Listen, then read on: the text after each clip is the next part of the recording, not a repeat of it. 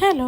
അപ്പോൾ ഇന്നത്തെ നമ്മളിങ്ങനെ മടി പിടിച്ചൊക്കെ ഇരിക്കുന്ന ദിവസത്തിൽ എളുപ്പത്തിൽ ഉണ്ടാക്കാൻ പറ്റിയ ഒരു സൈഡ് ഡിഷ് അല്ലെങ്കിൽ സൈഡ് ഡിഷ് എന്ന് പറയാമെന്നറിയില്ല, ഒരു ഐറ്റത്തിന്റെ റെസിപ്പി ആയിട്ടാണ് കേട്ടോ ഞാൻ വന്നിരിക്കുന്നത്. നമുക്ക് ഇങ്ങനെ ഇപ്പോൾ കറിയൊക്കെ ഉണ്ടാക്കി വെച്ചിട്ട് നമുക്ക് ഈ തോരനും കാര്യങ്ങളൊക്കെ ഉണ്ടാക്കാൻ മടിയുള്ള ചില ദിവസങ്ങളുണ്ടാവുമല്ലോ. ആ ദിവസത്തേക്ക് നമുക്ക് പെട്ടെന്ന് തട്ടിക്കൂട്ടാവുന്ന ഒരു ഐറ്റമാണ് ഇത്. അപ്പോൾ അതെങ്ങനെ ഉണ്ടാക്കുന്നതെന്ന് നമുക്ക് നോക്കിയാലോ. അപ്പോൾ അതിനായിട്ട് ഞാൻ ഈ ബൗളിലേക്ക് 2 സവാള ചെറുതായിട്ട് അരിഞ്ഞ് ചേർത്ത് കൊടുക്കുകയാണ് കേട്ടോ. ഞാൻ ഇപ്പോൾ കുറച്ച് ക്വാണ്ടിറ്റി മാത്രമേ പ്രിപ്പയർ ചെയ്യുന്നുള്ളൂ, അതുകൊണ്ടാണ് 2 സവാള. നിങ്ങൾക്ക് കുറച്ച് അധികം ക്വാണ്ടിറ്റി പ്രിപ്പയർ ചെയ്യണമെങ്കിൽ അതിനനുസരിച്ചുള്ള സവാള ചേർത്ത് കൊടുക്കാം.